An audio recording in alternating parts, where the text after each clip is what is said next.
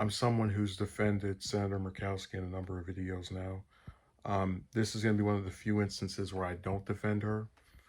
She explained why she voted against the COVID-19 relief bill, which all of the Republicans decided to vote against. And I'm going to read her reasoning, or at least parts of it, and then give my thoughts afterward. March 11th marked 1 year since communities across the United States shut down in an attempt to slow the spread of COVID 19. Those efforts were valiant and significant, but the virus still claimed the lives of hundreds of Alaskans, and the economic impacts on our state have been profound. Travel bans and hunker down orders essentially shut down Alaska's tourism industry overnight.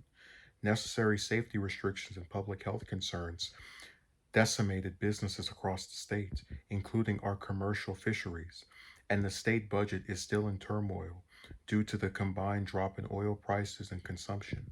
Despite the considerable federal support to address the pandemic in 2020, I recognize that continued targeted relief was necessary in the new year.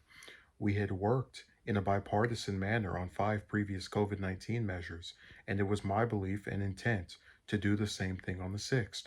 When President Joe Biden laid down a $1.9 trillion bill, the extraordinary price tag caught the most attention.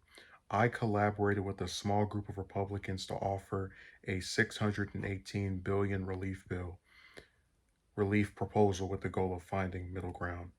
Our working group met with President Biden and Vice President Kamala Harris to discuss our respective proposals and found that we shared many of the same priorities. I had hoped that we would be able to find common ground. Unfortunately, rather than working across the aisle, Democrats moved forward with a one-sided proposal and no consideration for the plan presented by their Republican colleagues. They passed a 1.9 trillion funding package, the largest spending package Congress has ever advanced, on top of the 4 trillion that the federal government advanced last year in relief efforts, not counting additional measures taken by the Federal Reserve. Of that 4 trillion, there is approximately 1 trillion that the government was still working to distribute. So much money has been spent that it has been hard for the agencies to accurately account for all of it. There are good, necessary things in the American Rescue Plan that I was able to help shape and influence, such as support for Alaska's struggling tourism industry and our seafood processors. The plan calls for additional funding for vaccines, unemployment insurance, and the Paycheck Protection Program, desperately needed assistance for behavioral health services, school reopening and nutrition programs, and aid to the state and local governments that have seen tax revenue dramatically decline. These are the type of targeted COVID 19 relief initiatives that are appropriate for a COVID 19 relief package. Support the Alaskans need. Many of those initiatives were included in the Republican Working Group framework. Unfortunately, the Democrats' final product went far beyond COVID 19 relief. The final package includes more money for underfunded pension programs than it does for vaccines and testing. An additional $9 billion is included to help the U.S. expand and modernize America's cybersecurity capabilities. While I have long supported bolstering IT and security operations, this is not COVID 19 relief. Furthermore, Congress appropriated $68 billion to help K to 12 schools last year. Of that, $63 billion remains unspent.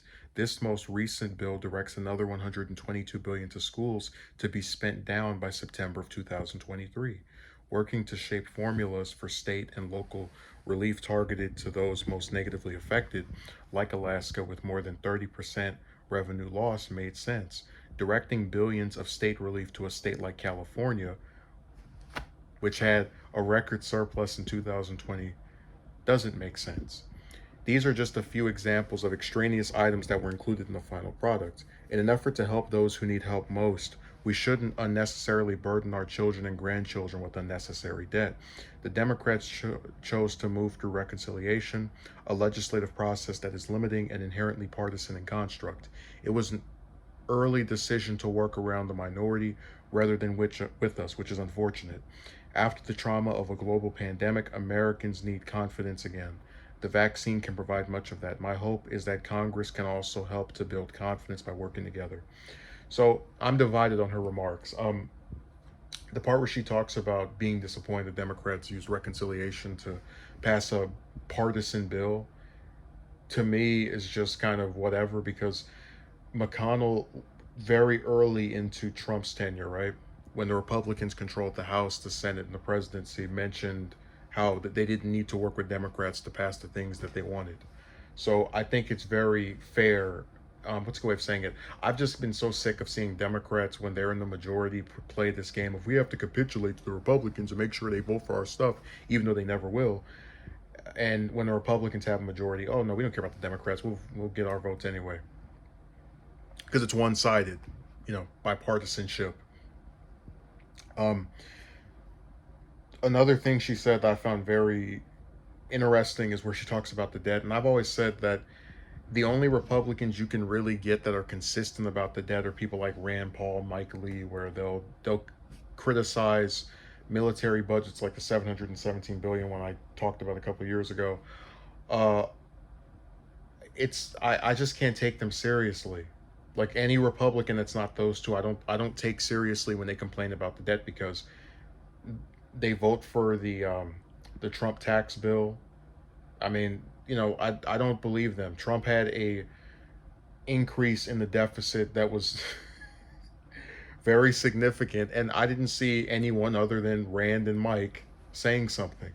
So, I always find it funny that whenever there's a social program, some of these Republicans, in this case Murkowski included, start tucking their tails between their legs. Oh my God, look at how much this cost. Oh, we spent hundreds of billions of dollars every year on 7 wars. Oh, well, don't worry about that. Uh, the parts where she mentions, so I can't corroborate if these funds have been used. I'll take her word for it, give her the benefit of the doubt. I just don't believe that the amount that this bill was such a like huge, massive turnoff, because we've seen Republicans vote for bills that were billions of dollars. She even admits that she would vote for a bill that was several hundreds of billions of dollars. I think her real reason for not voting for this, and I can be called a conspiracy theorist until I'm blue in the face, is that she picks and chooses what bills to vote against, because at a certain point, when you keep voting against or voting for things of the opposing party, it makes you look a certain way. So she has to counterbalance it by picking and choosing which ones to. It's just like with the Tandon and Holland thing, where she indicates she's going to support Holland, is very about Tandon until Tandon gets pulled by, uh, you know, like decides to not even bother with trying to get confirmed. So I think she voted against it for just not wanting to keep making Republicans upset with her.